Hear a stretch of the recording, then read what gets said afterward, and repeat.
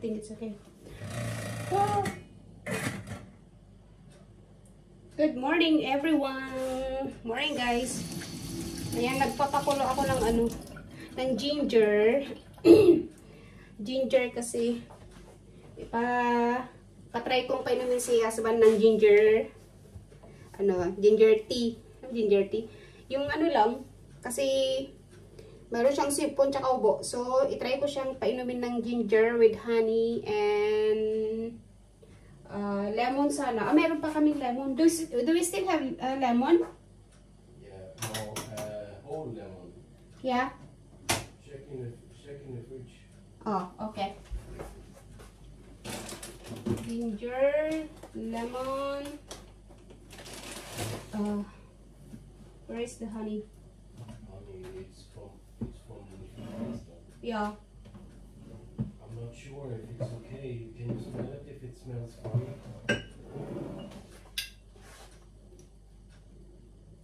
It smells funny.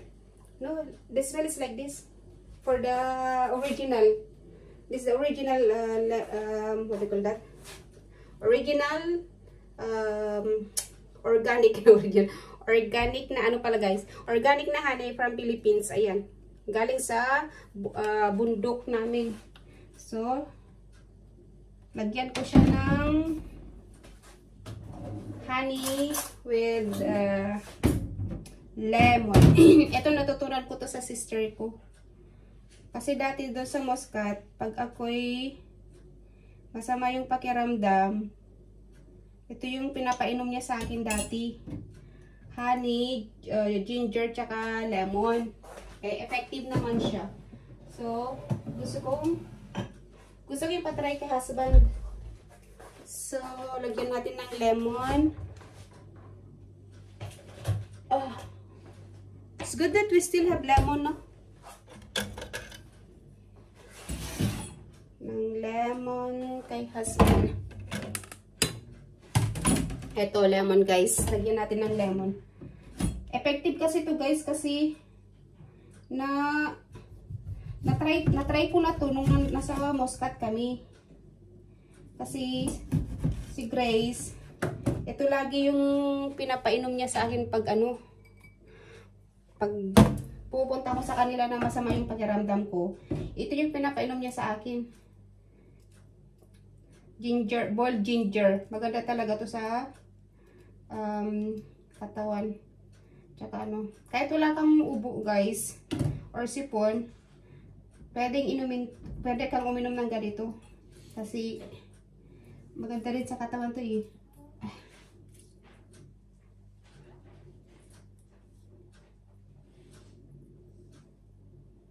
Yan.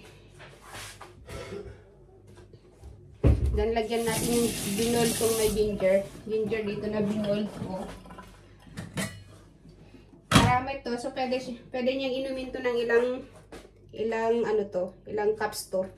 And then, i-re-revolve ko ulit yung iba.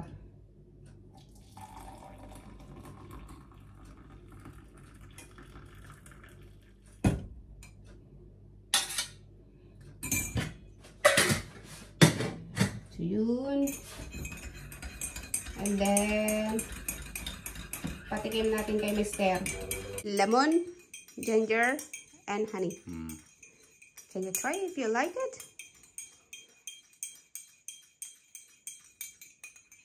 If you need more,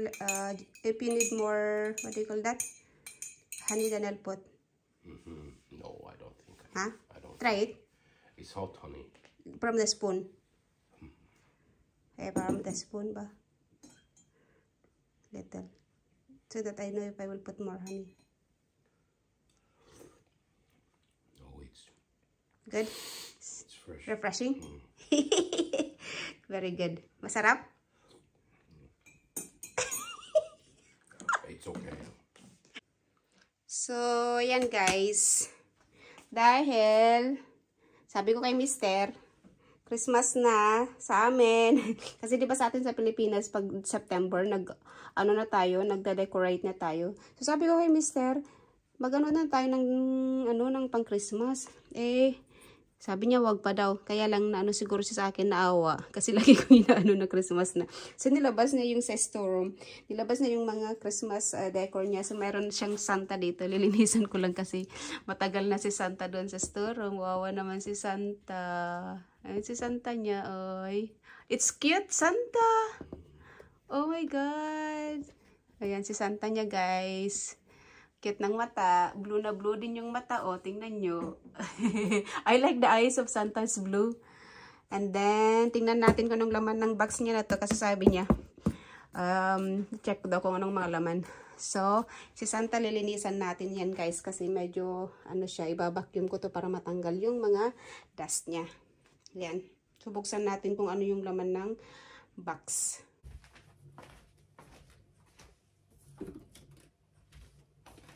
Santa! Tingnan natin anong laman ng box, guys. Eto, nilabas ni husband ko sa store kasi kinuha niya yung maliit na maleta dito kasi gagamitin niya yung pang travel. Kasi meron kasi silang seminar, kaya kinuha niya yung maliit dyan. Balik na lang namin mamaya sa store. So, anong laman nito? Meron pa siyang box.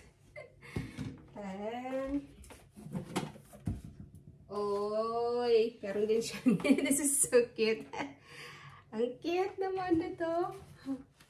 So nice. Oh, then there's another Santa here. Santa, guys. Small Santa. And then we got the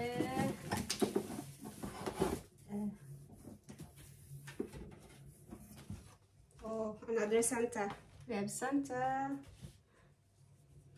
The red mat for the Santa. There's. And then ito, guys, may bulb sa loob, guys. And then isasabit lang siya doon. Isasabit namin doon sa may bintana later on. Ayan. So kailangan ko din ito. Ano pang laman? So, ang daming laman nito, guys. Pakita ko sa inyo yung laman ng box ni Mr. Pakita ko. So, ito yung laman ng box ni Mr. guys. Tignan nyo ba size? Nilagay na lang niya dito. Oh, mga laman-laman. Sorry. So, meron siyang mga Santa dito. Ito, lagyan ng candle ito eh. Ito oh. Cute din nito oh. Ayan, cute nito. And then, yan, maraming laman. So, ilalabas ko lang muna yung mga laman ng box, guys. Pati yung isa sa nasa baba. Then, papakita ko sa inyo yung, anong laman. Ang ganda rin dito. Oh, meron din siyang, ano kaya laman ng box ito? Ang dami niyang mga Santa din. Oh, dami rin mga, ni husband, oh. Daming Santa. So, iayos ko to, guys. And then, babalikan ko kayo. So, yan na pala, guys, yung mga nakuha ko sa box ni husband. Tingnan nyo, ang kikit. Ang kikit na mga Santa niya. So, balo itong mga to, hinugasan ko. Hinugasan ko kasi galing sila sa storeroom. So, medyo maalikabok. So, ayan. Ang kikit. Yan, ang dami niyang Santa. Ayan. Lahat yan Santa. Pero hindi ko muna sila tawag nito for the meantime dito lang muna kasi ayaw pa ni husband mag ayos ng Christmas kasi maaga pa daw, kaya hinugasan ko lang yun, tinabi ko lang sila muna dito sa cabinet para pag mag-decorate kami, and then ilalabas ko na lang. And then ito yung iba. Bali ito pala, guys, yung parang candle holder siya. Ayan, may butas, so pwede kang maglagay ng candle. Ang cute, tatlo sila ayan. Tapos ito candle holder din dito. Pwede mong lagyan ng kandela yung mga box nila. Tatlo yan, And then, ito. So, ang kikit nila, diba? Ayan. Ito may mga maliliit sa loob niyan. Ito. May maliliit sa loob niyan. So, ilalagay ko yan sa Christmas tree later on. So, bali lahat yan inugasan ko, guys. Ayan. Ang cute. Ang dami. Iba't ibang uri ng Santa. Ito yung malaking Santa. Cute, Blue na blue yung eyes. Ayan. Cute. Tapos, yung pinakamalaking Santa nandito sa gilid. Dito ko nilagay. Hindi ko pa siya nalinisan. Medyo madumi-dumi pa yung ano niya. Hindi naman dumi yan, galing ito sa balbas niya. Kaya lang, anuhan ko siya ng tape. Or meron naman kami yung remover, yung parang dust remover. So yun nila gagamitin ko para, ang cute ito, para malinisan ko sa. So di ko pa siya nilinisan, nilagay ko lang dyan. Ayan si Santa. Pinakamalaking Santa yan guys. Ayan. Tapos, meron din akong Santa dito na nilagay. Ayan. Ayan. Ang dami niyang Santa. Ang hilig niya sa Santa, guys. Iba't ibang Santa. Ayan. Dalawang Santa dito. Nilagay ko lang muna dito. And then, ito pala, guys. Ayaw niyang ilabas kasi daw parang sobrang ma-bright daw. Eh, sabi ko, pang display na lang sa loob ng bahay. Wait, ang cute naman siya, oh. Diba? Ang cute niya, guys. Ganyan siya. Lalagyan yan ng bulb dito. Ganyan, oh. Lalagyan ng bulb dyan para mag-ilaw siya. Sasaksak. And then, eto naman, may bulb siya. Ang cute nito. Gustong-gusto ko nito. Dapat pala ganyan siya. Ayan. So, ito guys, hindi ko pa nalinisan. Ito may mga maliliit na bulb. Kita nyo yung butas. So, lahat yan, bawat isa yan, merong maliliit na bulb na ilalagay dito. Pero nandun sa box sinago ko. And then isasaksak para iilaw siya. So, ang daming 1, 2, 3, 4, 5, 6, 7, 8, 9, 10, 12. Yan, 12 na kandela. Na yung maliliit-liit lang, parang Christmas light lang na size yung kandela. Ito talaga nakikitan talaga ako ito. Ayaw niyang gamitin. Kaya sabi ko, ang ganda kayo. So, dyan lang muna siya. So, yan yung mga nakuha ko sa box niya. Pero yung iba, ang dami pa dun. Kaya lang, pang Christmas tree yun. So, hindi pa naman kami totally magde-decorate. So, binalik ko muna dun sa storeroom.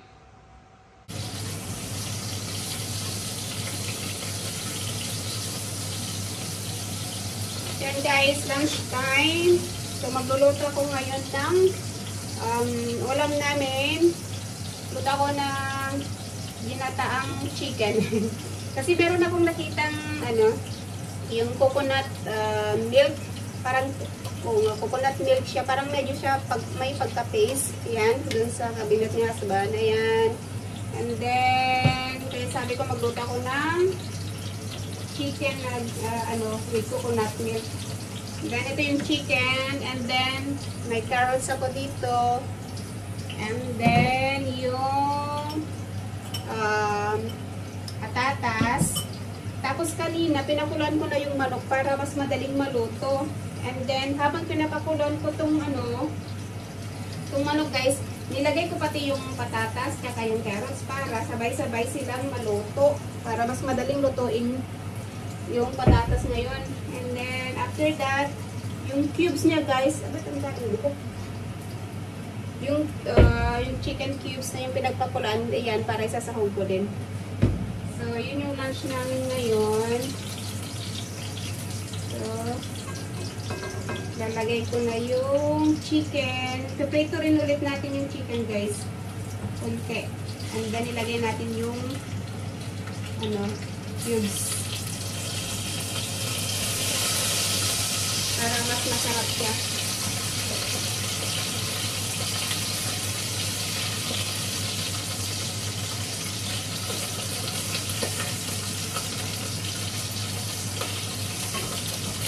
After that, lagyan natin ng, gusto kong lagyan ng kamatis din para mas masarap. Mahilig talaga ako sa kamatis guys, ewan ko. Parang konting prito lang to. Hindi, lagyan natin ng kamatis.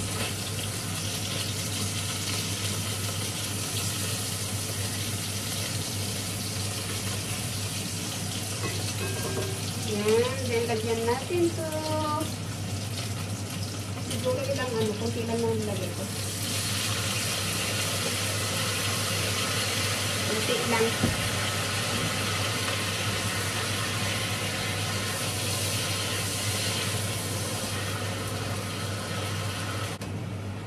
Then, lagyan na natin yung carrots.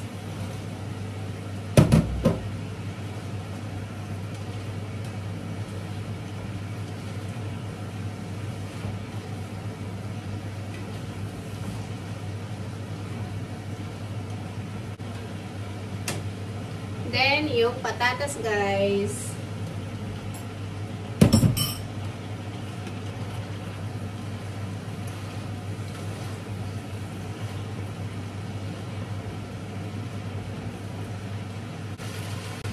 lagay na natin yung chicken broth. Yung pinagpakuluan natin yung kanina guys. Para may lasa din. Yan. Sabaw-sabaw na siya.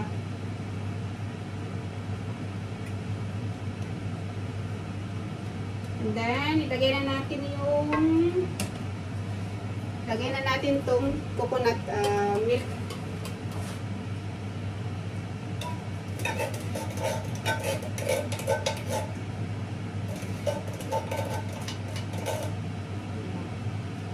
Hugasan. Sayang. Sayang.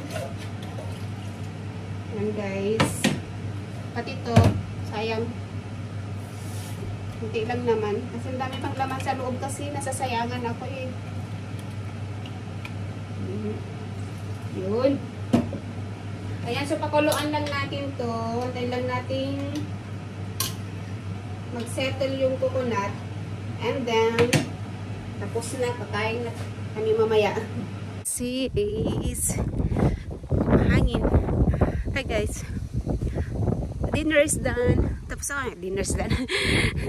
Tapos na kami kumain guys. Ayan, then mag-short walk lang kami. Mag-walking. Ganda kasi ng panahon, no? Ma-chilly, mainit. Ayan, mag-walking lang kami. Sandali. Para maano yung mga buto-buto ba. Tapos, asawa ko, ayan, sabi ko mag-warm up ka kasi bukas papasok ka na kasi magaling ka na. So, yan siya. Oo. Pinalakad ko siya. Sabi ko maglakad ka na kasi bukas papasok ka na. Pasok na siya sa trabaho bukas. Sabi ko maglakad ka na. So, yun. Malapit lang naman yung lakaran namin guys. Yung same location lang kung saan ako nag-walking. Dito palakarin ko lang siya konti dito. Ayan. Magsi-6 na pala dito guys. So, hapon na. So, yan guys. That's it. Thanks for watching again. See you in my next vlog. Bye-bye. And then, bye. Can you say bye to the followers? Bye-bye. Bye-bye. I'm having hat because I'm sick. Yeah. He come from sick, Papa. So, hopefully he will be better now. He's cold. Bye guys. Thanks for watching. Bye-bye.